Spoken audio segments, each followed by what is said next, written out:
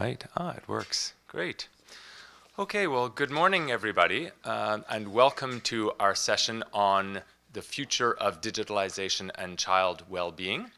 My name is Duncan Caspegs, and I am Counselor for Strategic Foresight with the OECD, and I'm delighted to be with you all here this morning and to have an excellent panel to talk to you about this topic. So just a few words to begin with to get you in this space. I work in strategic foresight, which is really about considering the range of plausible alternative future scenarios that we could be faced with. Now, I think we're all aware that the world around us is transforming very, very rapidly, particularly as a result of the digitalization of the economy and society that we're seeing. This is not only is change very rapid and arguably accelerating, but it is also generating a high amount of uncertainty. And so what strategic foresight argues is that in the face of such uncertainty, we actually can't predict the future. And yet we still need to plan and make policy decisions that will play out and impact that future. And therefore, what we suggest we need to do, if you can't predict the future, what you can do is actually identify and consider and explore a range of different futures that could emerge.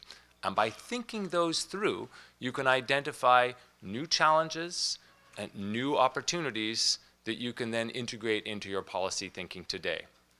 So this is the exercise that I've challenged our speakers to delve into to a certain extent, asking them to not only tell us about the evidence that they have today to inform us what's the latest and greatest we know about what are the impacts of digital on the well-being of children, but also to help explore, to project themselves, to speculate into the future, to consider some of the ways that digital transformation could affect child well-being in ways that we're not yet thinking of and we're not yet considering in the coming 5, 10, 15 years. And before we get into our panel, though, in a couple of minutes, I'm going to ask you to think for a couple of minutes what you see as some of the ways that digital transformation could, in the coming 5, 10, 15 years, transform transform life around us in ways that have implications for child well-being. So just to spark your thinking a little bit to get it started off, I'll just throw out a couple of the ways that we could see digital, which is already moving very rapidly, but be changing the context. So one piece would be to imagine yourself waking up in 2035 and seeing that this is a world where, first of all, maybe everybody on the planet has digitally connected through a smartphone or some equivalent device. This is by no means guaranteed. We still see a high digital divide around the world, but it's certainly plausible that we're at almost universal connectivity. People may still not have running water in their homes, but they're likely to have a device that connects them to the internet and some solar-powered way of charging this. So imagine that as a sort of a base for this world of total connectivity.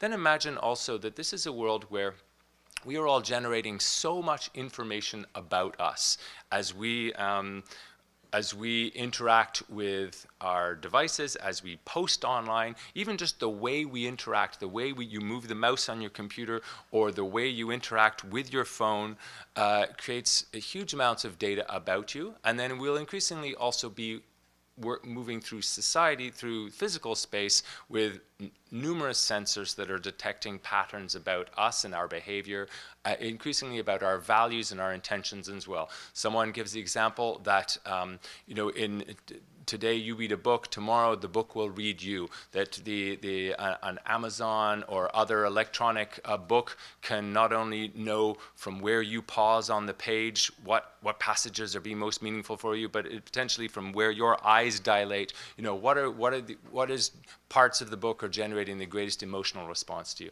So imagine that already exists today in 10 to 15 years, where artificial intelligence can interpret from these massive amounts of data, really fine-grained detail about the intentions, the motivations, the sensibilities of every individual on the planet, potentially starting at a very young age as well. That's one picture. And imagine another piece of this potential world in 2035 where a child at the age of 10 can enter a virtual world where they can put on their virtual reality goggles, and they can, and quite opposite from this being a sort of passive gaming system, they can actually enter a world, a highly complex world that they can explore, and interact with others in real time, interact with friends from around the world, have meaningful experiences of exploration. They can enter certain zones that have been prepared by educational institutions to help them achieve a variety of personalized learning goals tailored for them. They can enter certain play zones that may have rules established around what's fair and what's acceptable in that space. And then they can also potentially enter spaces where they have control. They have to manage themselves what the levels of rules and protections are, or they have discussions with their parents about that. But imagine this highly immersive, real-time virtual space that they could be acting in. Again, those of you who tried out virtual reality, I was just experimenting with one that allowed me to be an eagle flying over Paris. It's not too hard to imagine how one could just sort of land in one of the streets, walk in the doors, and start having a conversation with people, and plan the next adventures. So I think we need to bear in mind, these are just maybe two small examples of the many opening possibilities that we already see the signs of today, but that come in 10 to 15 years, and there may be many that we're not even considering. So now I'd like to ask you to participate in this little participatory exercise, which is I want you to think about the question, how could digital transformation in 10, 15 years look different from today in ways that could impact child well-being? And I'd like you to turn to your neighbors, or find a neighbor if you're not sitting immediately beside someone, so in groups of 2 or 3, and just discuss for a couple of minutes your answer to that question, and then we will start the panel after that. So, a couple of minutes, please discuss. And you guys can discuss too. Yeah, in pairs. Yeah, in pairs, that's good.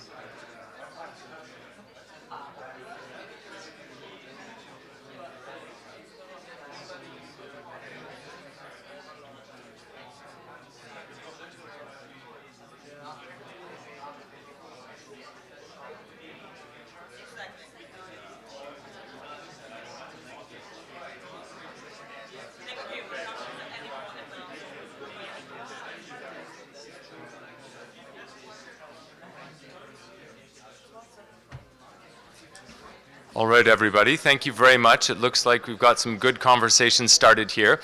We still have a couple of minutes before so I'm going to indulge in hearing back from a couple of you, if any of you want to make any suggestions.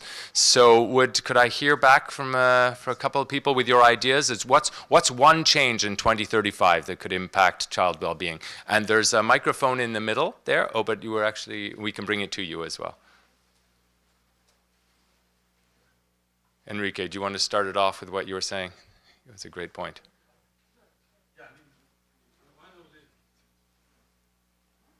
I think it was on. Is it?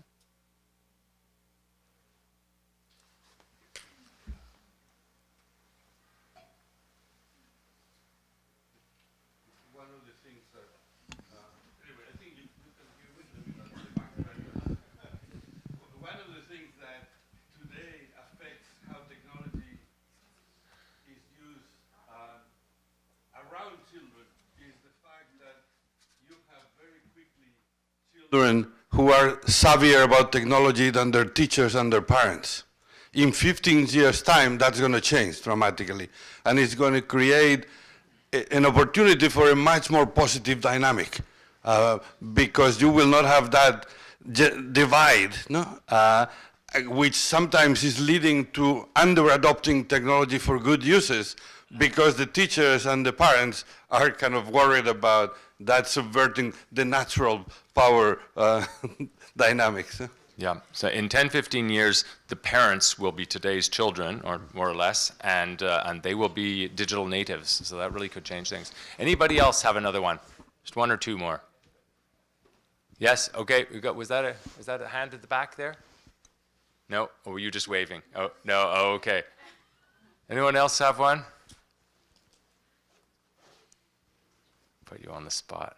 No? Okay, well, you all are waiting to hear the fabulous inspirations from our speakers then, but if there are any other ideas that occur to you, they will be most welcome during the Q&A period afterwards as well.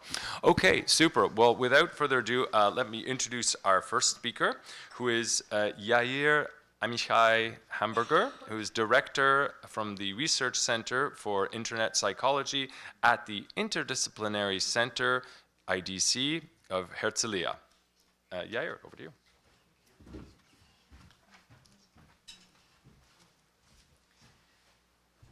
morning. Good morning.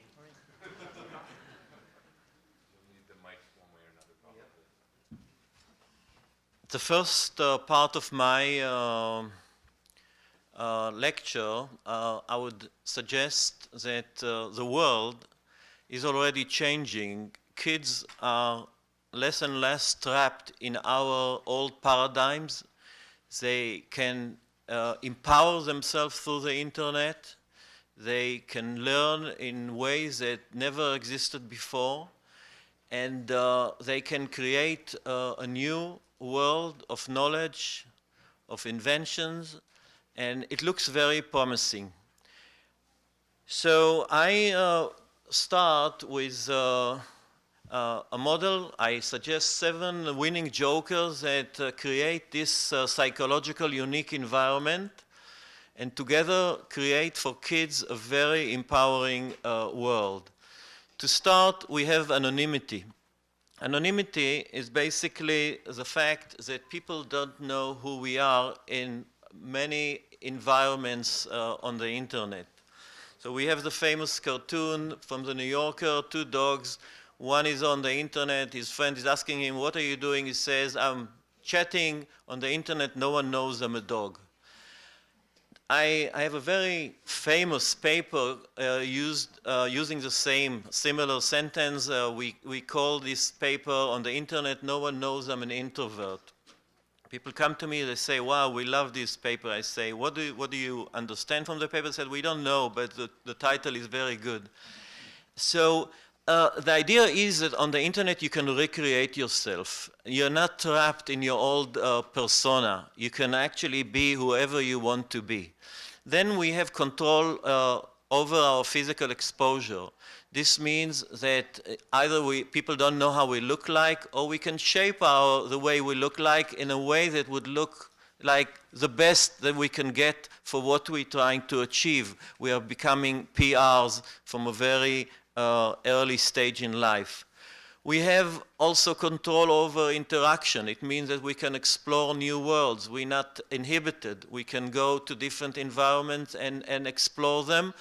And we can also have control. If we don't like the interaction, we can delete it, we can get out, we can do a lot of things we want there to do in the offline. We can find similar others very easily. By the way, are there people here collecting stamps from French Polynesia? No. It makes me very lonely. Think about it, that on the internet you can find friends for everything, everything. This is amazing, especially for kids that want to explore new worlds, new parts of their identity. They can find friends, they find role models, they can get positive reinforcements for things they got negative just a second before. Then we have constant accessibility and availability. It means when I'm holding the smartphone, the group is with me. This online group is with me. So even if I don't get positive reinforcement in my offline environment, I can get it in the online environment. This is very significant for kids that are a bit different, that are exploring different parts of their identities, very important. Then we have equality. On the internet, I am the media.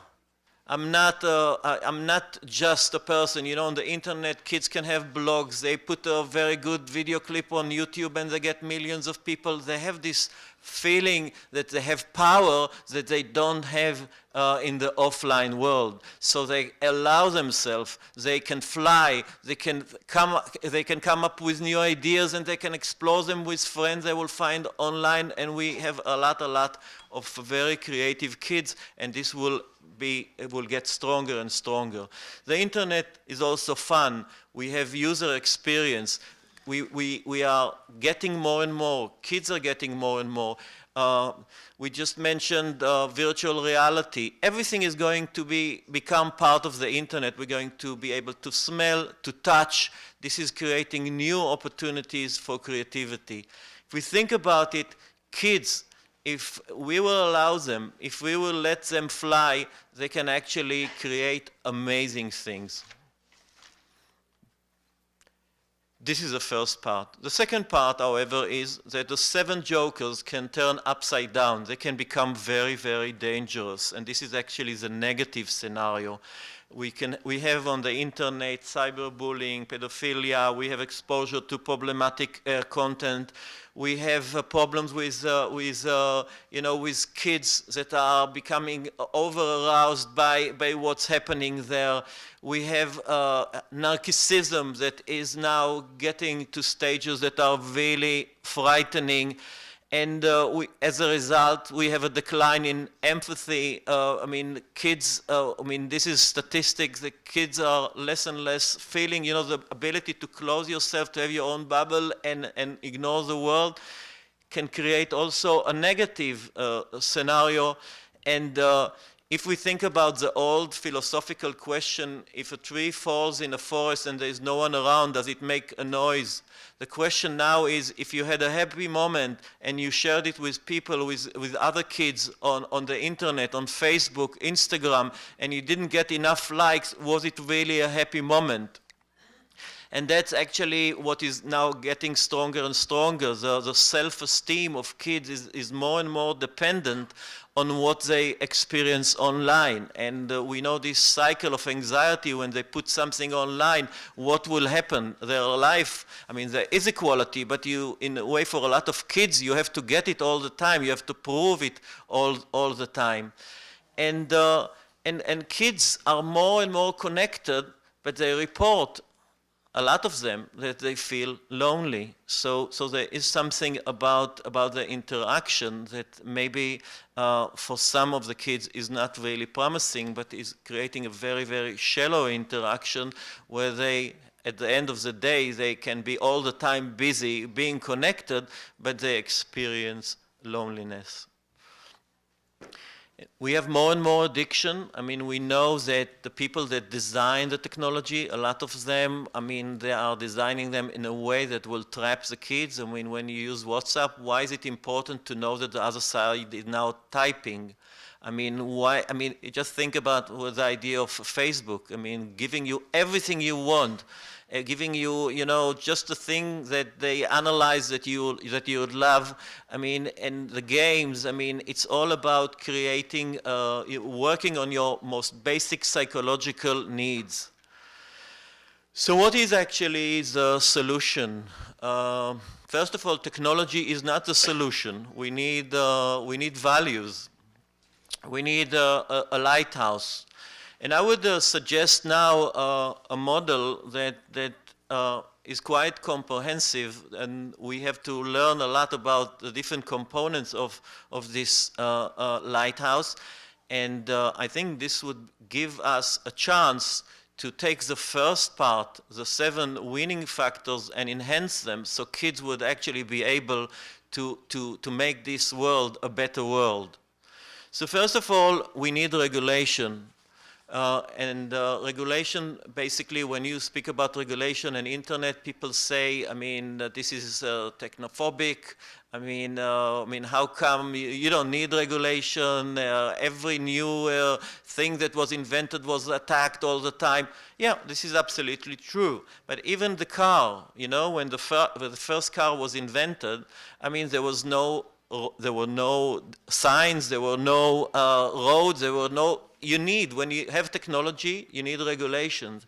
And the internet develops so fast, we need actually a lot of regulation. Then the second thing, and this is actually already moving to my area, I'm a psychologist, it has to do with emotional synchronization.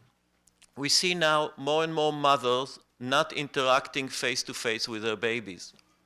They're holding the phone, and this actually has an impact on their emotional language, because we know synchronization is actually the first stage of attachment, emotional attachment. If the mother is not interacting with the baby face to face and having this kind of dance, emotional dance, this is going to affect the emotional development and also the language development later on. This is extremely important. Then, when we talk about kids and parents, we have to understand that it's not about the kids, it's also about the kind of example we give them as parents.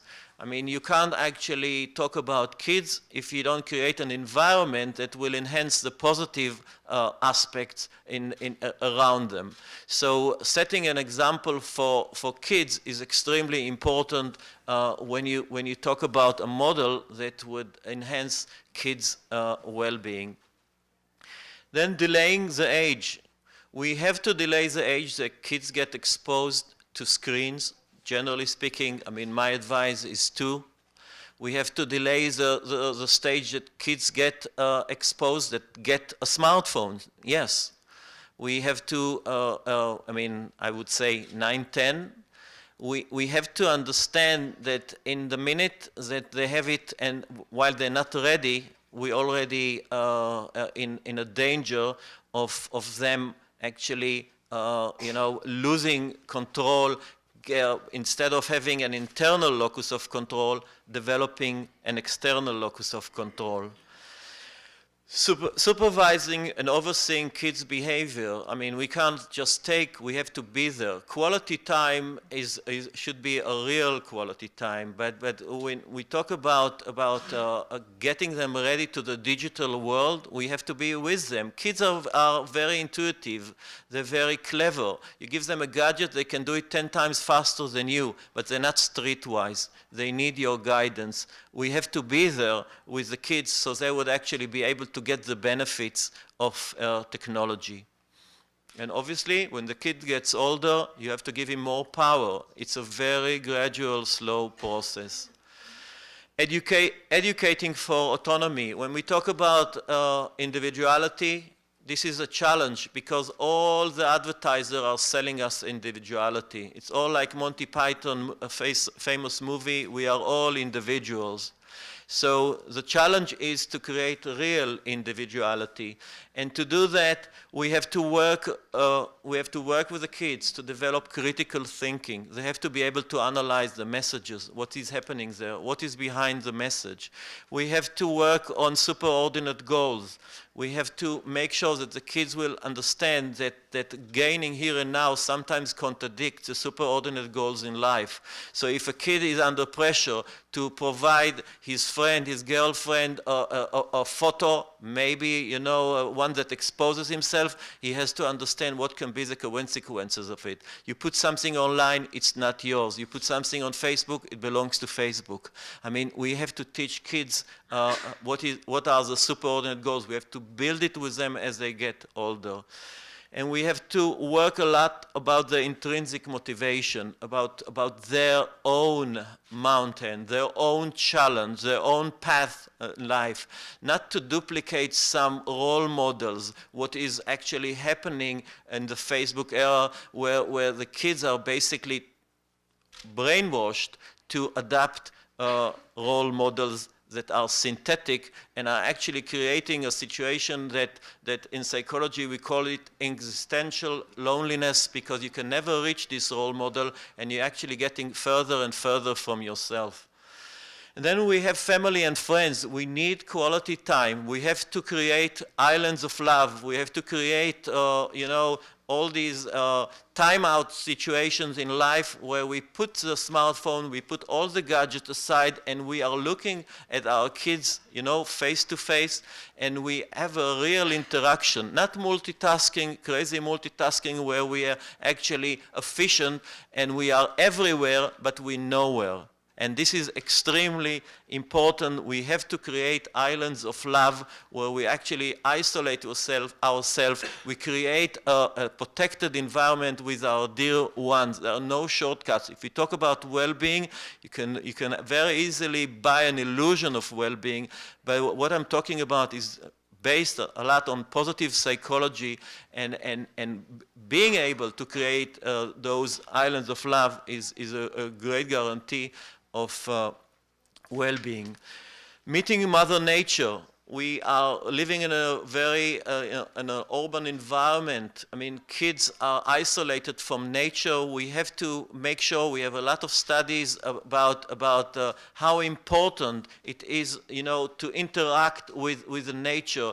We know it from research. We know it. I mean, it's extremely important that the kids will have, you know, the outing. They will have the ability to be present where they are, not only physically, but mentally, the here and now, the mindfulness, the ability to be where you really are, and not actually doing multitasking and not being present mentally where you are physically. Community involvement. We have to get the kids involved in the community, their immediate community, where they are. We have to understand that the answer for narcissism is to get the kids more involved in pro-social behavior. When they do that, they get more than what they give. And this is extremely important because we know that the social fabrics in a lot of countries around the world is weakening all the time. And the feeling of responsibility for each other is getting really, really weak. So community involvement is extremely important. And universal involvement. And this is actually the final stage where we understand that nowadays when we are online, when we live in the global village, we have a passport that no one actually gave it to us formally, but we have it. We are citizens of the global world. And we have to teach kids to think globally, to think about you know, the poverty around the world, air pollution around the world.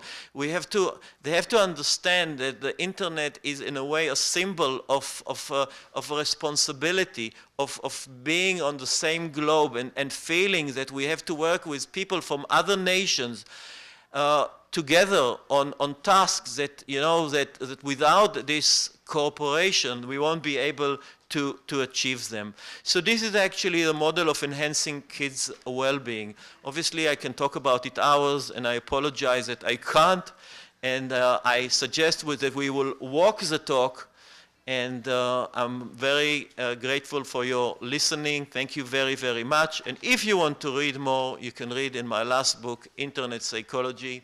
Thank you very, very much. Thank you.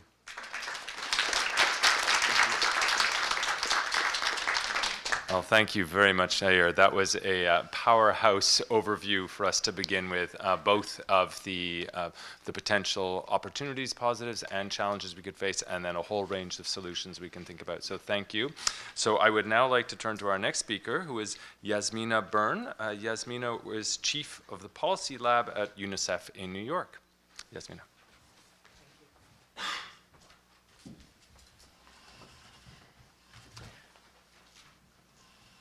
So about 8 years ago, or 10 years ago, in fact, now when I started working in the Office of Research in Florence, our first research was around children's use of digital technologies and risk of sexual abuse and exploitation online. And this is one of our first studies called Child Safety Online, that you could see here. And from then, we really started developing more approaches towards child rights more broadly and looking both at opportunities and risks. And Global Kids Online is a research initiative, a network, a program that was built on the EU Kids Online that we led from Innocenti, together with London School of Economics and Professor Sonia Livingstone. Currently, that research is being carried out in 15 countries outside of Europe and in European Union. And what we learned about children's engagement online is similar to what we just heard from our previous speaker. Children use the internet for many things, and a lot of these things are actually positive. They learn something new. They looked for information about work, study opportunities. They looked for health information online. I thought this was really very interesting finding for us, particularly to see that the older adolescents tend to go to the internet to look for health information. We don't know whether it's mental health or is it sexual reproductive health, but it's something that is worth exploring and looking into further. And they use the internet to talk to family and friends who live far away, visit social networking sites. They also engage in civic and political life. They read news online. So many different things and positive things that could do. But then we also always assume that children, because they are born with these technologies nowadays, they're digital natives. And that term is quite overloaded, frankly, because as our research shows here, a simple question: is it easy to check if the information online I find online is true or not? We see that a very high percentage of younger children, in particular between 9 and 11, cannot distinguish whether the information they find online is true or not. Now, somebody asked me at another conference, is it bad or good? Because it means that at least they're self-aware, whereas many adults believe everything they read online, irrespective of the fact whether it's true or not. So I'll speak a little bit more about it later, about the importance of really digital literacy in this day and age. But children also told us that they experience harm, and they felt that they were treated in a hurtful and a nasty way by their peers. And these percentages that you see here are by no means negligible. So just to say, countries that we have here, this is data that we used from last year, but the new round of data is being now analyzed by my colleagues in Innocenti and will be available in 2019 from 10 countries. So through qualitative research, what children told us about what really bothers them most was bullying, discrimination, violence, seeing gore online, stress. They felt stressed. They felt stressed that they felt stressed. They felt stressed that they're spending too much time online. They feel they should be spending less time online because somebody told them you're spending too much time online. But they also worried about missing out, so they also want to be online, so they are connected to their friends. And they're worried that they don't get enough sleep or physical activity due to excessive use. They may have low self-esteem. And I just want to point out that those children who experience harm and who told us that they've experienced harm are mostly those children who are vulnerable in offline world as well. And this connection between the ones who are, and my colleague Amanda will talk more about it, between risk and harm is not only related to how children use the internet, is really important to understand the context of their lives, their self-esteem, their parental support, the family circumstances, and so on. But they also told us that internet can really have positive impact on them.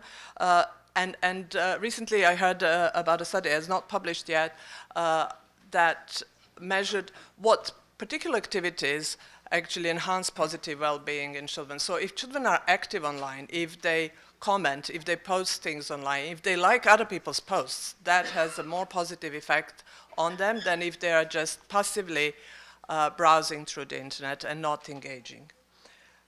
But what is really going to be a long-term impact of children's use of the internet? It's very hard to say because a lot of the studies that we looked at, and even our own studies, are really measuring well-being at one point in time, and we don't have that many longitudinal studies. Adolescence is a period also of cognitive development, of brain development, particularly into young adulthood. And currently there is a study being done by several institutions and led by National Institute of Health in the US that is examining the brain development of adolescents through the neuroimaging, but also taking into account a range of different things that can affect children's development. So not only the internet use, but also their family circumstances, the schools they go to, whether these schools are particularly stressful or not. So I hope that only these kind of studies that are looking at long-term use of the internet can tell us a little bit more about the impact on the development of adolescents, but also of young children. But looking into the future, I wanted to just focus on all these things that we talked about in the past 3 days, artificial intelligence, robotics, biometrics, Internet of Things, machine learning. They will have an impact on almost every part of our lives, and the impact on children is going to be really profound, and it will impact the way how they learn, what kind of employment they're going to be looking for, what kind of services are going to be available to them through machine learning, the predictive analytics, more and more. And without specific attention to children, the evolution of this technology could proceed without considering children's specific needs and rights. Currently, UNICEF is partnering with World Economic Forum, Berkeley University, and several other actors to develop some guiding principles around the use of development of artificial technology and children's rights. And today, my colleagues are meeting actually in San Francisco to discuss that more, and hopefully it will be available to everybody next year. But just to mention some of these positive things that the artificial intelligence will bring when it comes to children and the realization of their rights. So the better artificial intelligence, the better it is adapting to the personal needs of every child, the context, their preferences, the priority. The big data can provide some really valuable insights for us to know about child health, education. We can understand patterns. We can better assess people's needs. AI technology can supplement our innate intelligence and abilities and allow us to access information faster and become more effective in our own personal and professional roles. And AI can also support or enable accessibility for people who are may be disabled and who may need this kind of support.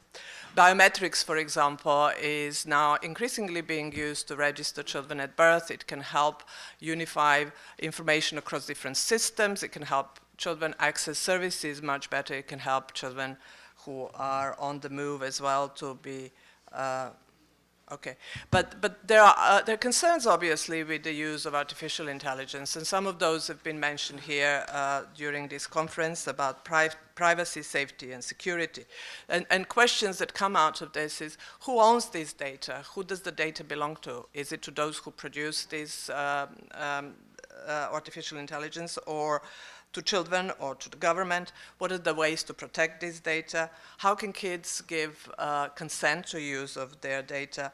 And how would it look like in the times of artificial intelligence? So what are the risks that we are not aware of? While artificial intelligence and machine learning can help us in predictive analytics, let's say in social services, the inherent biases can actually exclude some of the groups who are most likely to not benefit from these type of processes. Obviously, it will affect the livelihood of their families, but also their own and dignity, and it can have psychological implications, as we have just heard. Just to give you one example of robotics in education, for example, that is a growing market that by 2020 is going to be valued at $6.0 billion US dollars use of robotics in education. It can enable more sophisticated robots, can enable transforming the knowledge, it can enable education in classroom, it can reach the children who are not able to attend the school because of illness. But also robots have been helping to develop cognitive skills among those children, for instance, who, and social skills, children who have autism, for example, who can relate better to a robot than a person. But we still don't know really, we don't have a sufficient evidence base about what are the other implications of use of robotics in education and what are going to be challenges. And these challenges can affect their right to be protected from harm, to be exploited and abused, and how to protect children with disabilities. We also don't know about psychological development because children tend to relate to these toys, robotic toys, quite well, and to in a naive fashion believe that they're real. So is that really going to affect them in positive or negative ways? So when we talk about the future, I think it's important to mention who is missing out and to talk about those children who are actually not connected. We have 3 billion people on this planet who don't even have access to the internet. Among them, a lot of them are girls. In India, for example, 30% of women are connected to the internet, while 70% of men are. But also the barriers, the cultural and social barriers that prevent girls from accessing the internet are important to take into account because this can negatively affect their life trajectories. We need to think about ability of children who belong to linguistic and ethnic minorities to benefit from the internet equally as other children, as those who belong to the groups that speak the dominant languages nowadays. The poor, obviously, one of the biggest barriers to access to the internet is still the cost of connectivity. Our research in Ghana, for example, showed that children who do not use the internet don't use it for 3 reasons. One is poor connection. The second one is the cost of connectivity. And the third one is restriction placed by their parents. Rural areas, obviously, not as connected as urban areas. And then those who don't have, even if we provide access to every child on the planet, and nowadays we have these possibilities through satellites to bring connectivity to even remote areas, without having necessary skills and literacies, are these children going to be able to benefit equally from the internet? And as I pointed out earlier, we take it for granted that by just exploring the internet, children know these things. We need to invest in building these skills. We need to invest at different levels. And I'm using this study from UNESCO as an example, because there are many different approaches to understanding digital literacies and skills, particularly in the context of overall literacies and skills that young people and children need.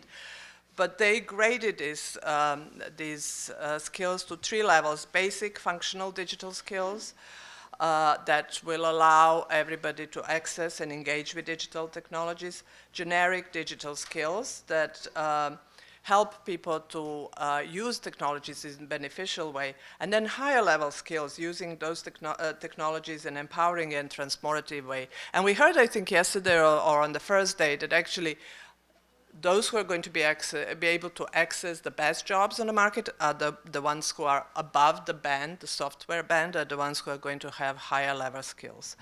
So my final slide is about it's not moving. Yes, about implications for policy. So what does this all mean? How do we prepare ourselves? What do the policymakers need to do? Well, first of all, in order to keep up pace with digital technologies that are developing so rapidly, we know that the policy-making process is very lengthy. We need to make sure that these policies are technologically neutral. They need to have some important inherent principles, but they're applicable to all different types of technologies that are going to be developed.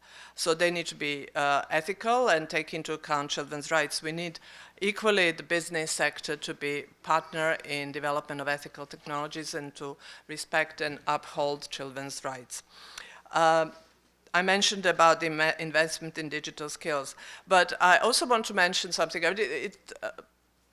This is the third day of the conference and one of the last sessions, and we are talking about the future of well-being, and we're only talking today about children.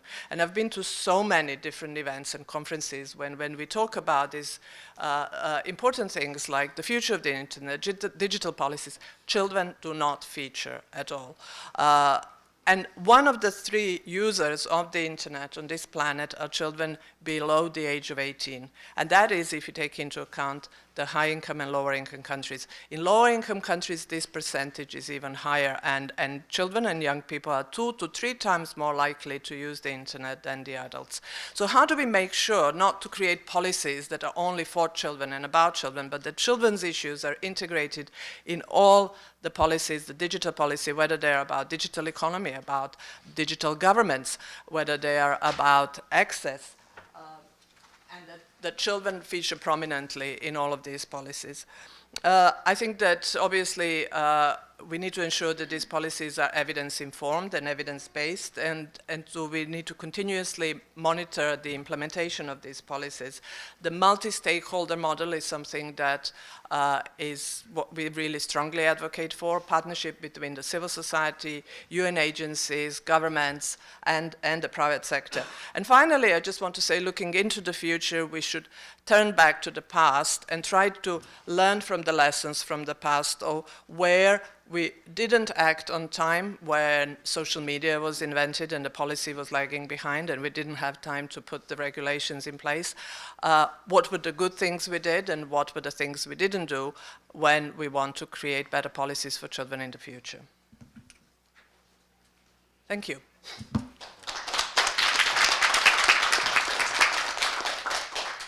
Thank you very much, Yasmina. I think that created a very powerful call for a children's lens. It's interesting, I was reminded of a TED talk that I just listened to recently about arguing how we need to bring a children's lens into architecture and urban planning. And I think this is another, I mean, given the increasing importance of digital in all of our lives, and the significance, 1/3 of the users really, it's really important that we don't just sort of think of this universally. So thank you, that's excellent. So let me turn now to our next speaker, who is Amanda Third.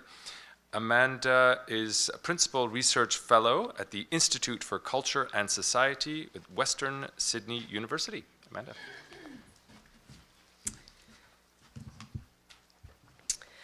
Okay, so I want to first thank the OECD for the invitation to speak and also to acknowledge our wonderful, generous Korean hosts.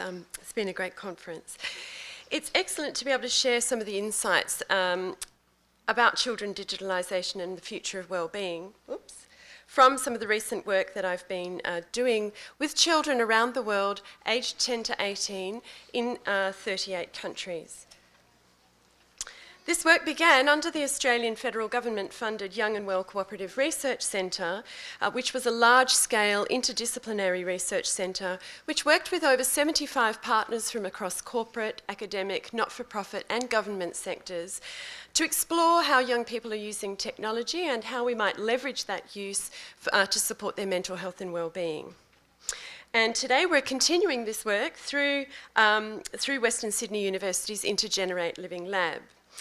I'm going to draw in particular today on children's insights that were generated through 2 studies conducted by Western Sydney University in partnership with Digitally Connected and UNICEF. The first project on the left was undertaken in 16 countries to elicit children's views to inform the UN Committee of the Rights of the Child's Day of General Discussion in September 2014. And that was an event that observed the 25th anniversary of both the adoption of the Convention for the Rights of the Child and, miraculously, also the 25th anniversary of Tim Berners-Lee's release of the code that then became the Internet. The second was a project to enable children from 26 countries to contribute their insight to UNICEF's flagship publication, The State of the World's Children, which last year focused on children in a digital world. Whenever I'm asked to reflect on the future, I always find it first useful to look backwards. So let's dial up the past.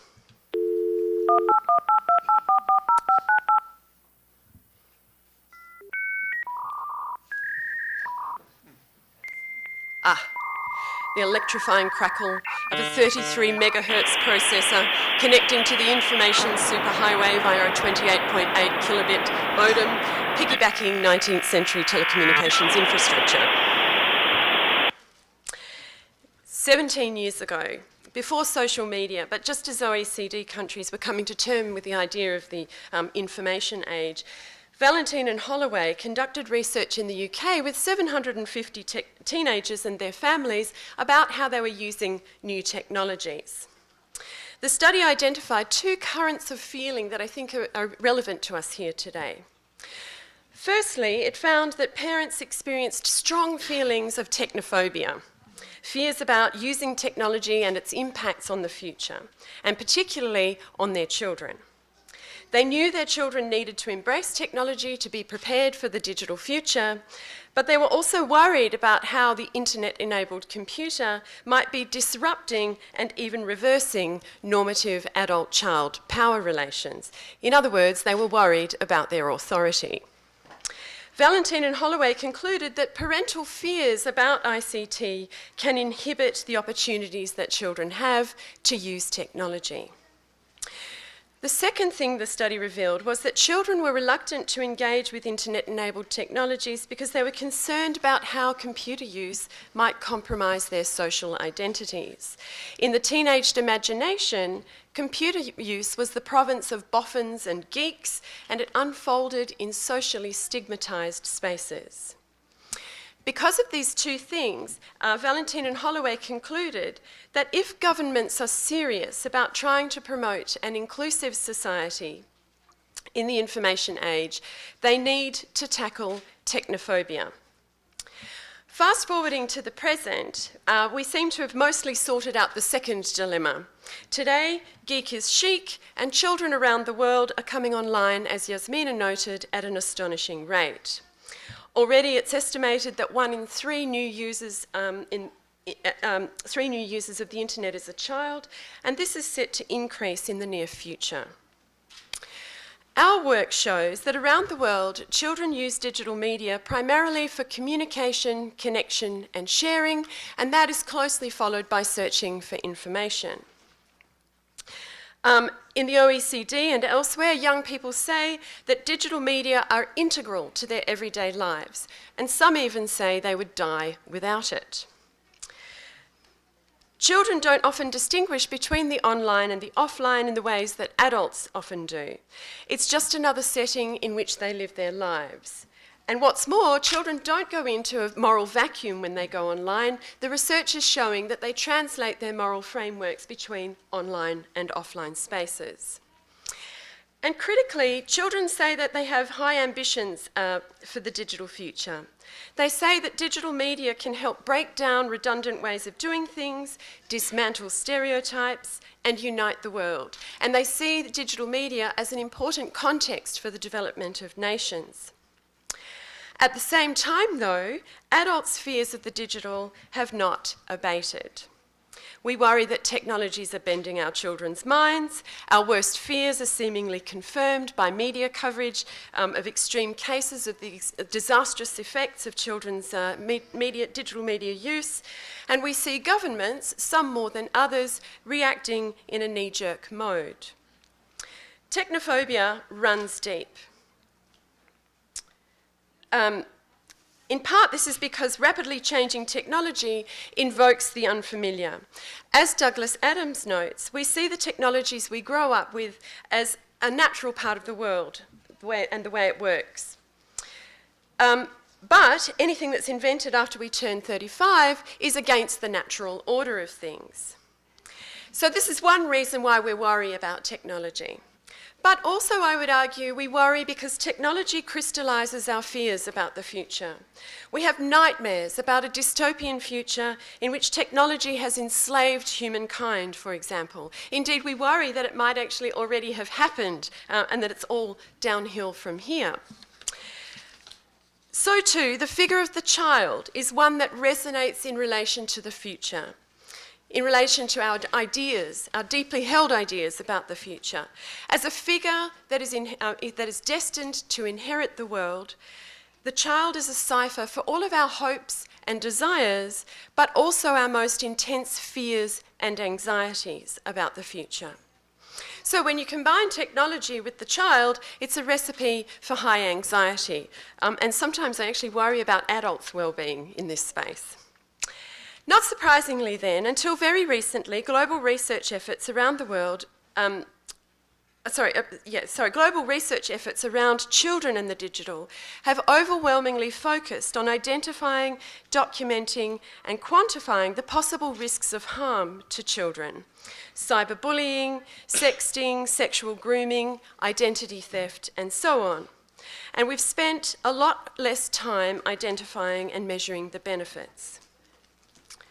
The focus on risk of harm has been necessary because technology can and does have deleterious effects on some children.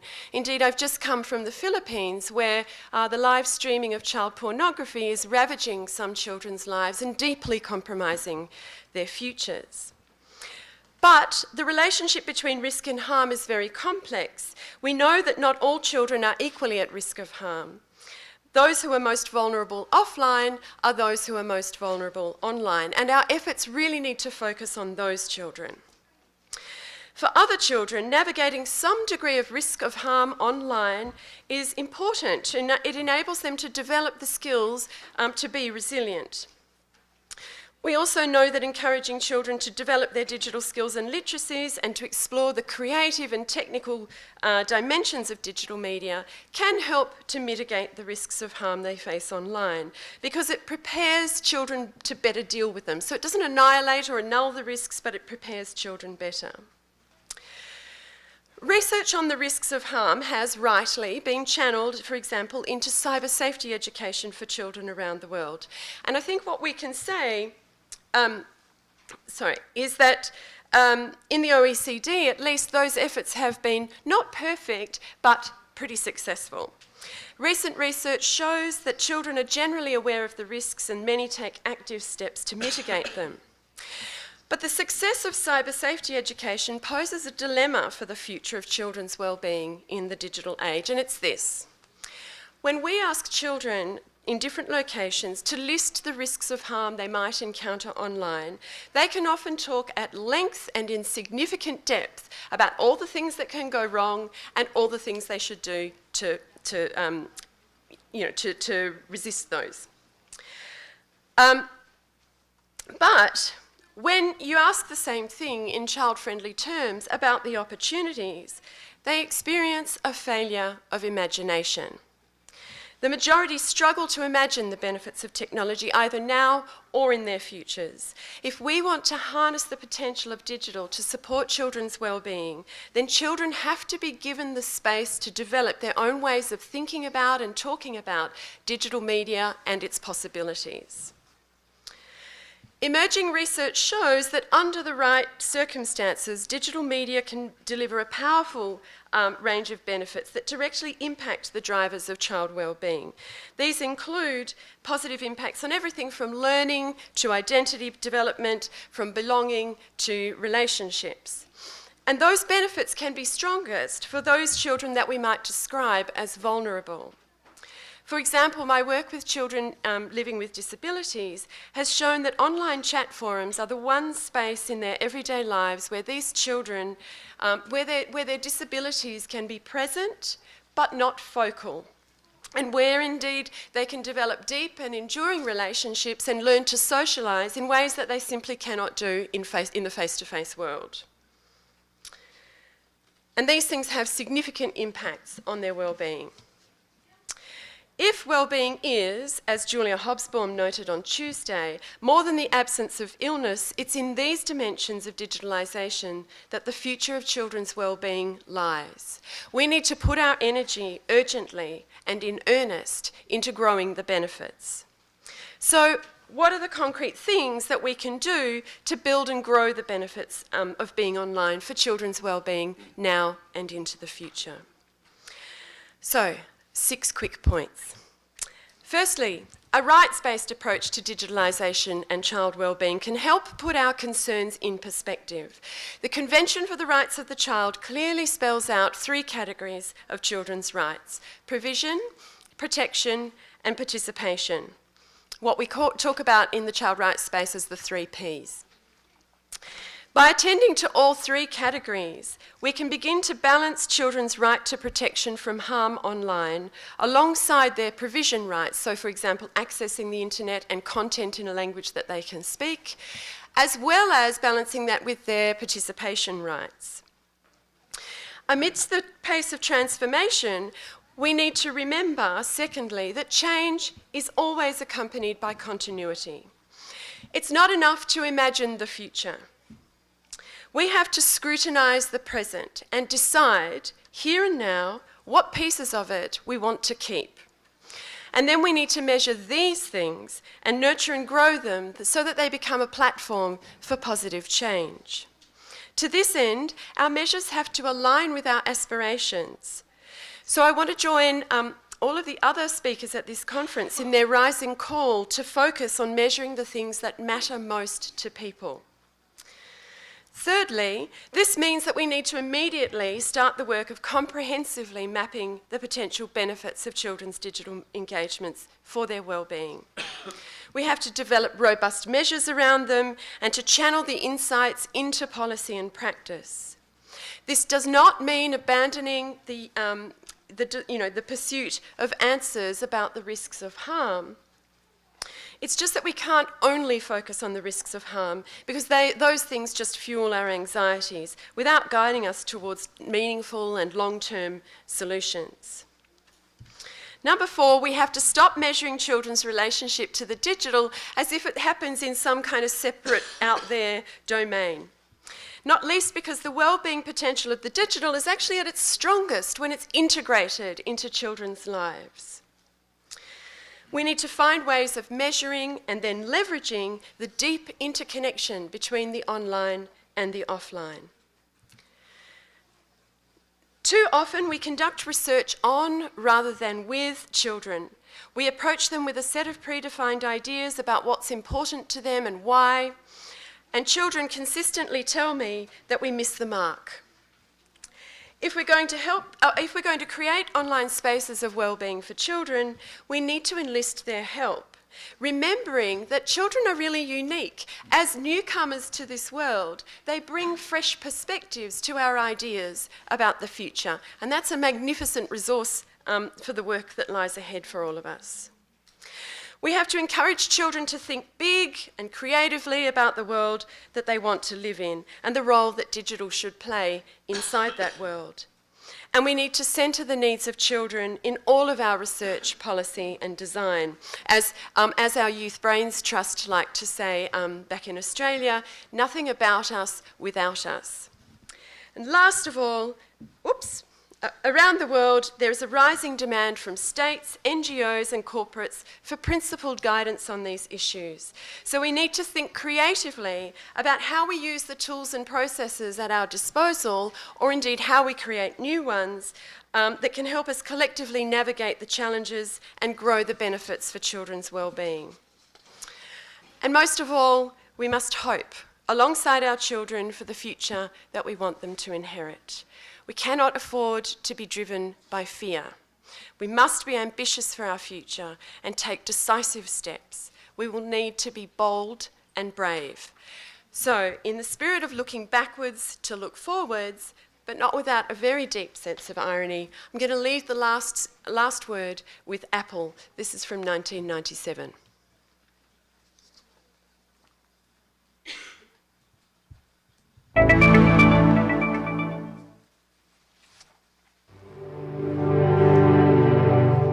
Here's to the crazy ones, the misfits, the rebels, the troublemakers, the round pegs in the square holes, the ones who see things differently. They're not fond of rules, and they have no respect for the status quo. You can quote them, disagree with them, glorify or vilify them, but the only thing you can't do is ignore them. Because they change things. They push the human race forward. And while some may see them as the crazy ones, we see genius. Because the people who are crazy enough to think they can change the world are the ones who do. Thank you.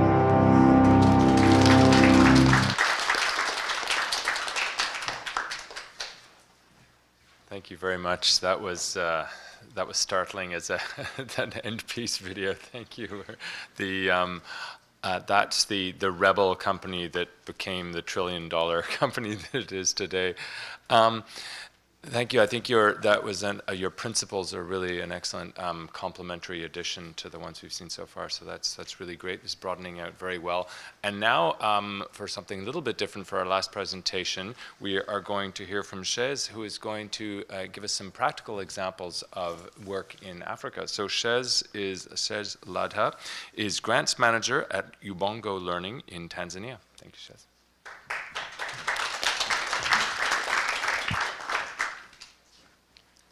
Hi everyone, my name is Shez from Ubongo. Firstly, I'd like to thank OECD for giving me the opportunity today to be able to talk about and share some of the work that Ubongo is doing. Ubongo is a Pan-African social enterprise that empowers kids through edutainment to reach their full potential. 7.1 million households learn with us monthly through radio, TV, and now increasingly through mobile and other digital technologies.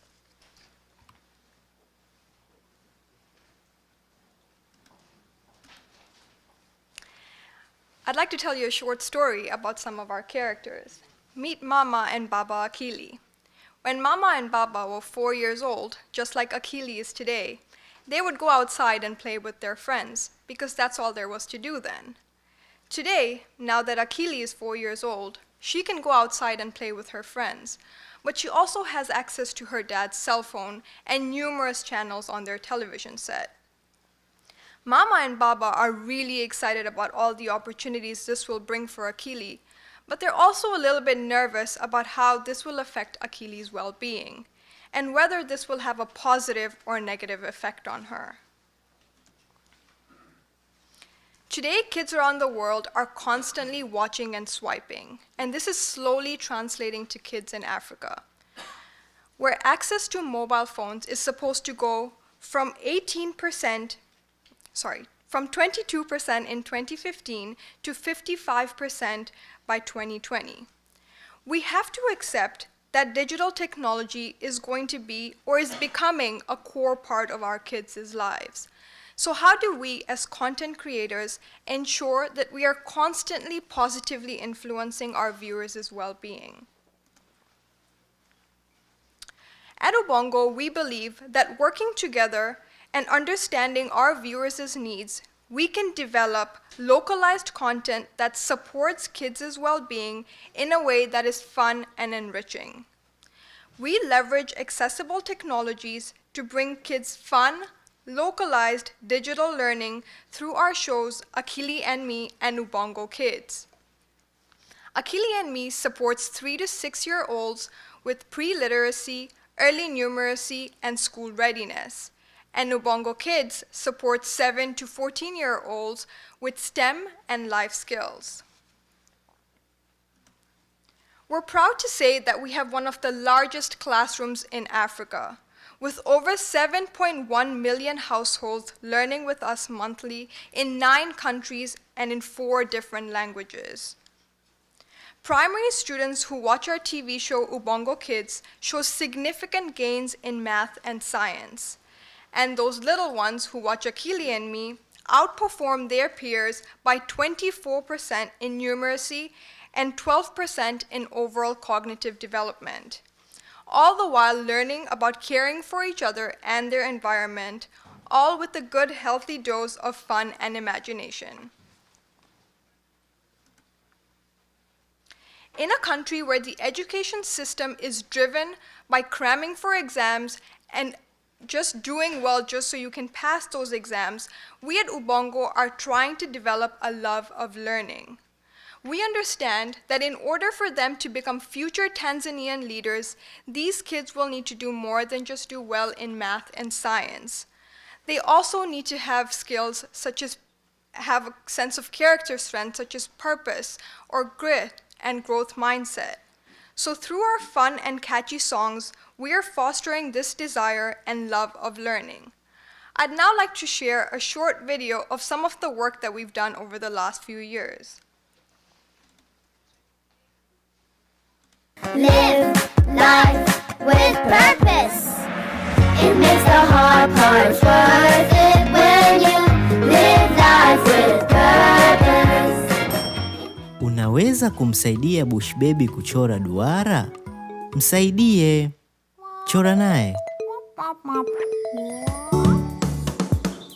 I am happy to be with friends. I am happy to play with friends. I am happy.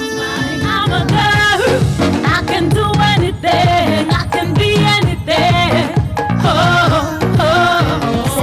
Saving money. Gonna reach our future goals by saving as we go. Saving money. They might seem far away, but today is the day to save something. Should have warned you, you're going to be singing these songs for the rest of the day. So our audience is increasingly getting access to digital technologies.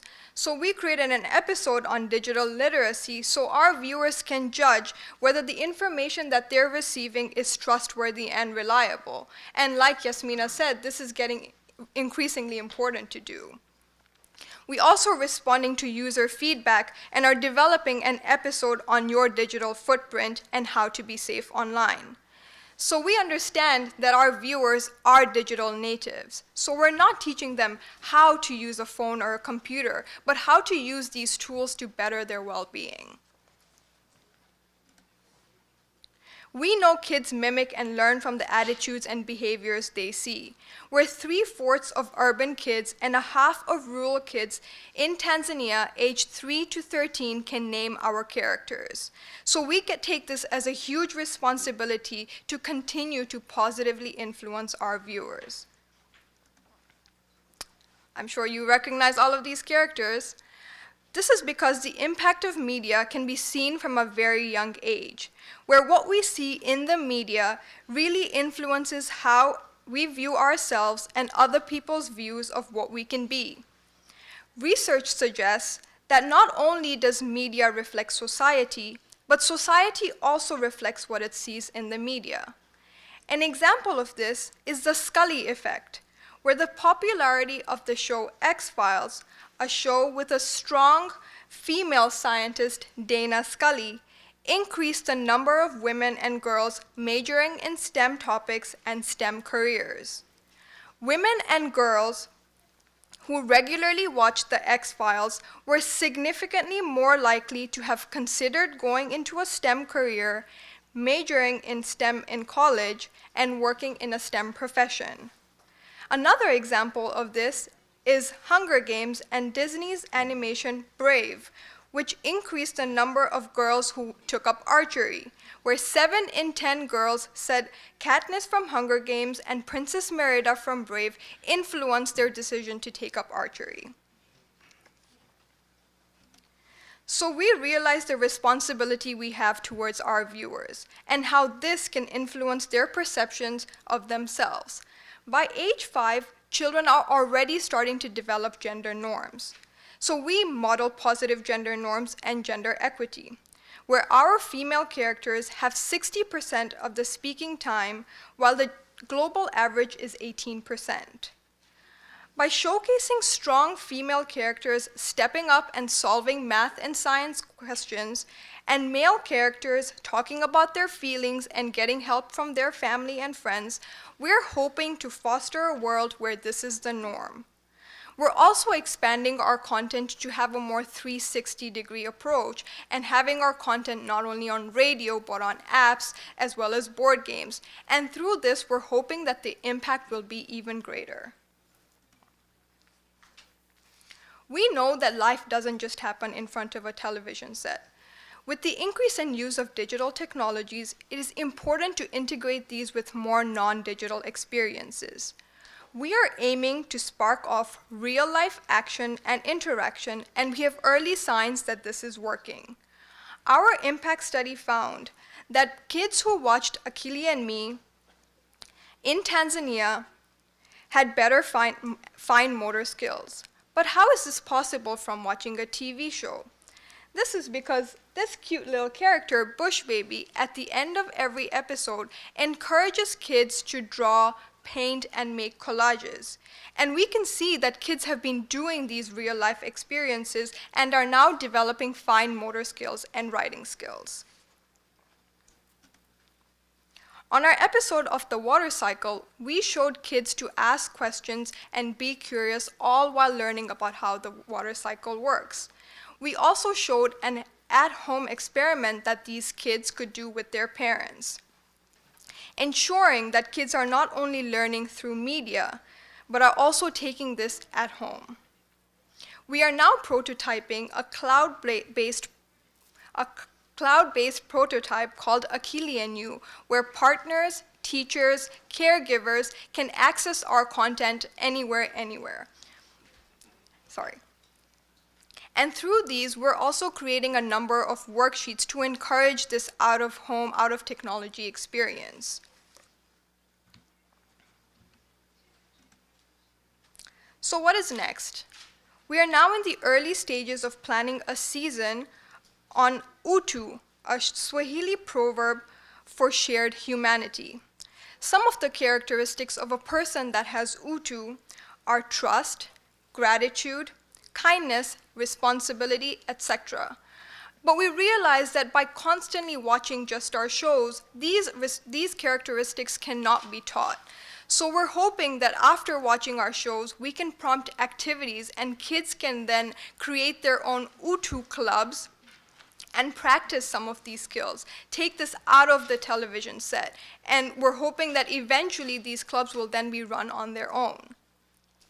We're also adding a new segment on Akili and Me for health and well-being.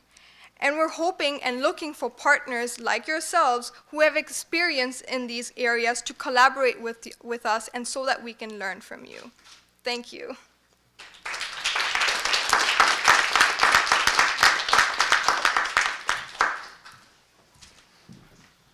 Right, super. Thank you very much. That was a very positive note to end on. I think we can see clearly there how the both messages about the healthy use of ICTs and digital and also some of the means for communicating that, and you were talking about television and radio, which reminds us about the key importance that still has in many parts of the world, but then we can see the extrapolation of that to apps and games as well and similar messages. So thank you very much for that, Shez. So we're now going to open it up to questions and answers, and I will just get things started with a question that's been percolating with me, and then I'm going to turn it over to you. But I guess a question that comes to me is that one of the key differences when we think about the positives, I mean, I think you've done a good illustration about the positive potential and the negative potential, and both at this stage remain, we see both of them in our current world, and they both mean really plausible scenarios for the future. But one of the big determinants of that, it seems like it would be control over technology, control over data. Do children themselves and their parents have the abilities to actually use these technologies to serve their own goals? And right now, that's not the world that we're seeing, and it's potentially not the world that we're going to be seeing further in the future. I mean, technology now is not designed for user control, but to maximize engagement and the time that we spend on it in order to maximize ad revenue and shareholder value, and at least in a number of cases of the technologies we use.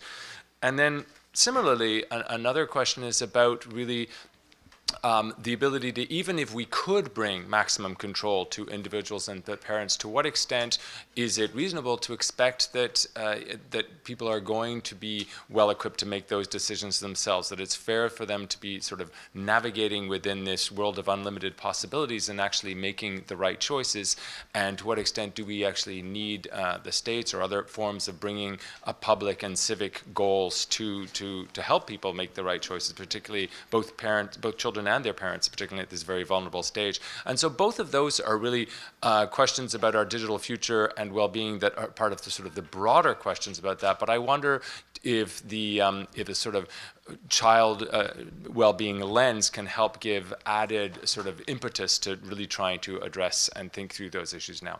So that's just one that I'll let you think about, but I'm going to gather up a few other questions now. So, sir, I think you had one.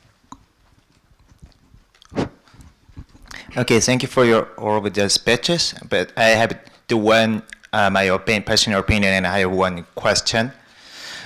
First of all, my opinion is to Yasmina, and actually, you emphasized that we should take care of who is missing.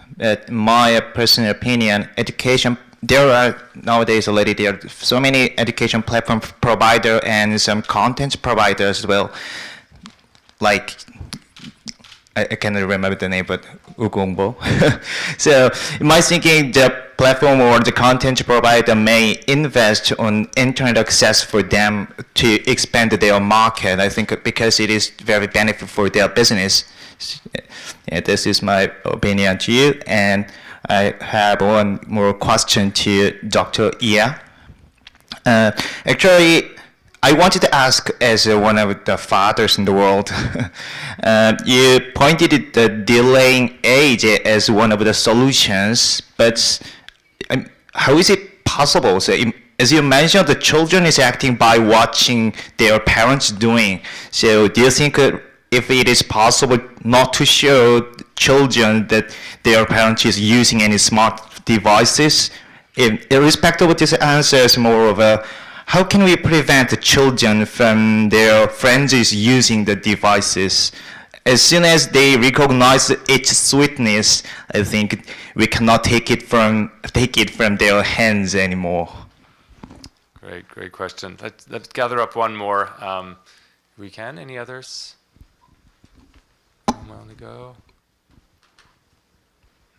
Okay. Well, we can let you think of the questions a bit more then. So why don't I turn to, and feel free, any panel, I think there was especially Yair and Yasmin, but any others that want to jump in, feel free.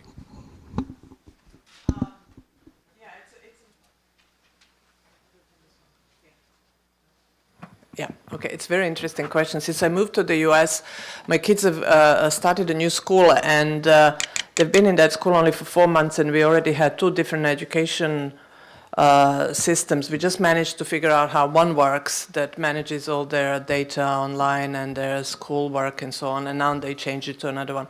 So what is happening is really that that education, the learning, the e-market is massive, and it's because the policymakers actually are a little bit afraid of technologies. They don't understand technologies, and they don't know how to set the goals and invite the private sector to say, this is what we need. Can you tell us and give us what you have, and then we can open up and see what is really best for us. Instead, what is happening now that these e-platforms are dominated in a way by different private sector models, and obviously governments are such a great a market for them. So until we turn that around and we actually educate our policymakers to say, what are the problems and issues that we want to address, and where technologies can help us to address these problems, things are not going to improve. But on your other 2 questions, maybe later. I think that kids see their parents driving a car, but no one would actually give the kid, to drive a car. I think the danger of giving a kid that is 2, 3 years old a smartphone, is really significant. And when you bring education and you work with a child and you explain them, then they understand. But I actually think that you're absolutely right. When parents are not giving a good example for their kids, it's very difficult to demand the kids to behave differently. Thank you. Anyone else on those questions? Or I'm going to see there are more from the floor, and if not, I've got another one for you. But any other questions from the... Or did you want to dive in on that one, Amanda? Well, yeah. Yep, please, go right ahead.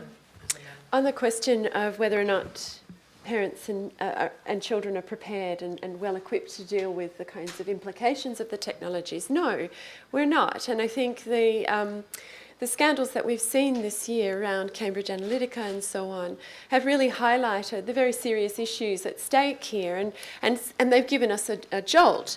At the same time, whilst I would say no, we're not equipped, I don't think this is cause for panic, but it does mean we need to get busy.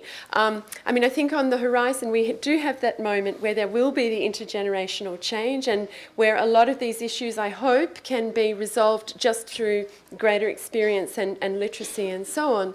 But I also don't think we can wait that long, right? A lot can go wrong in that time. So we do really need to begin to skill parents in particular, because they are in fact the key gap. A lot of the research shows that Parents and their attitudes and their ways of doing things and thinking about technology can really stand in the way of children maximising the benefits of their technology use.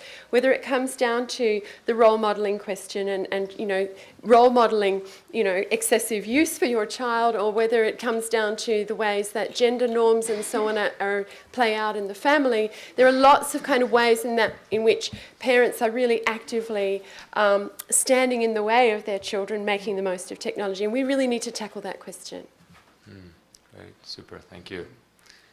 Any other questions from the floor? Oh yeah, okay, I see 2 hands here. Gentleman at the front, and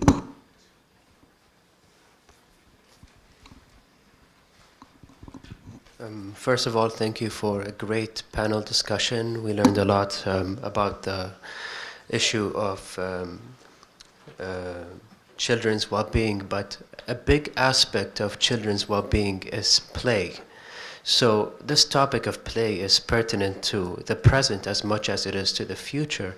Unstructured, free outdoor play, it's so much in decline that doctors are beginning to prescribe it to families. So I just wanted to know if any member in the panel had any comments on this and what to do to salvage play. Thank you. Great, thank you. And just Romina.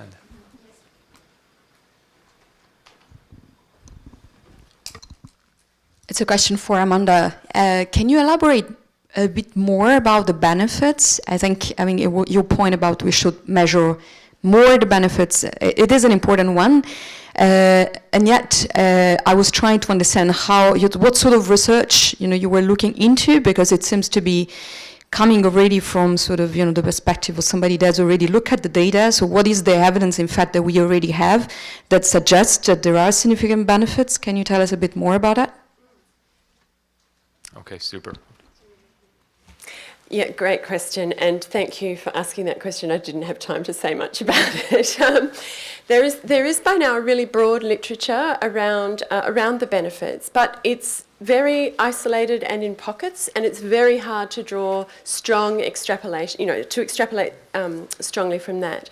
So I want to sort of hedge my comments with that disclaimer.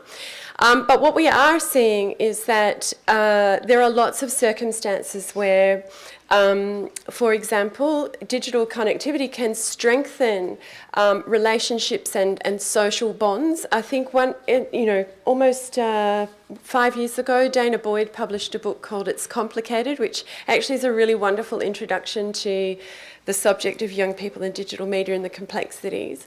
But that was grounded in very deep ethnographic work. And what it showed is that actually, you know, we say all the time that young people are addicted to technology, but they're not addicted to technology. They're addicted to the relationships that they can maintain via technology.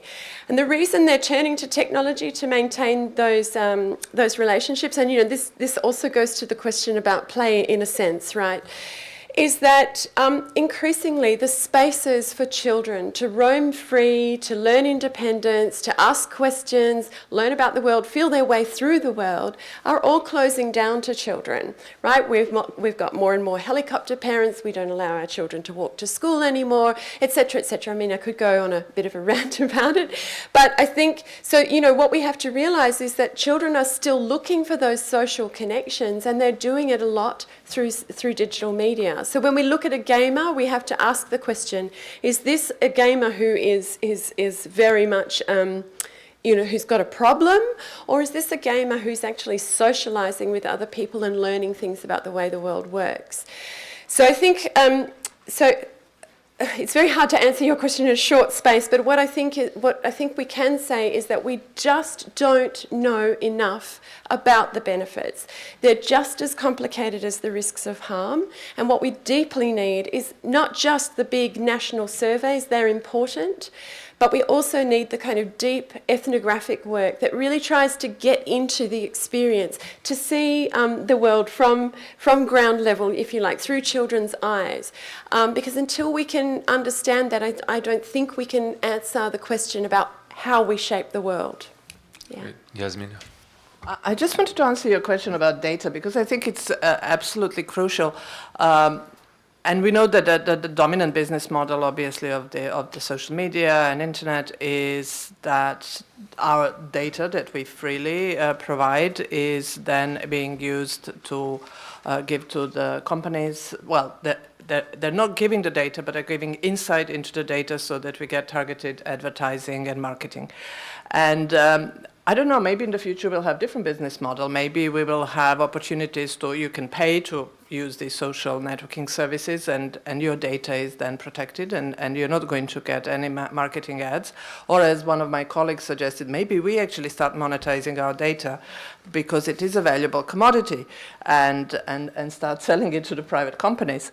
But it is something that I think it's worrying us a lot, particularly when it comes to children. And I have to say that GDPR, the data protection regulation that came into force in May this year, has made this a very, very, very good way forward, particularly for children. And GDPR states that children have the right to have their data erased from any of the social media internet platforms. They don't even have to provide any explanation for that. They have the right to be forgotten. The same way as the adults, however, if a child has posted the data online when they were a child, at any point in time of their life, they can ask this data to be erased. And I think these are, and then data transferability and other things that are also addressed in the GDPR is the way to go. I think we need to start really seriously thinking about the use of our data, who is it used by, is it misused, how is it stored, how is it deleted. And then how do we give consent? I mean, we always advocate that all these terms and conditions that the children see, I mean, you go online and you enter something and it's 15 pages. Which child really has time to read this or understands what you're giving a consent to? Can we have some kind of child-friendly versions of consent when children are accessing any of these? So any of these platforms. So I think that's the future, where we're going to be working on more and more, and seeing maybe the difference in relationships that we have with the governments and the private sector when it comes to our own personal data. Oh, thank you very much. And I'm just Okay, I'll give you, I'm just noticing we're going over into the lunch break already here, so I don't want it to go on too long, but I do want to give a final word to Shez and Yair, but if it's just a short two-hander, go ahead, Amanda. No, I actually wanted to ask a question. Oh, well, that's, that all right? let's hear your question and then people can discuss it over lunch. We may not have time for the answer. Well, it's specifically for Shez.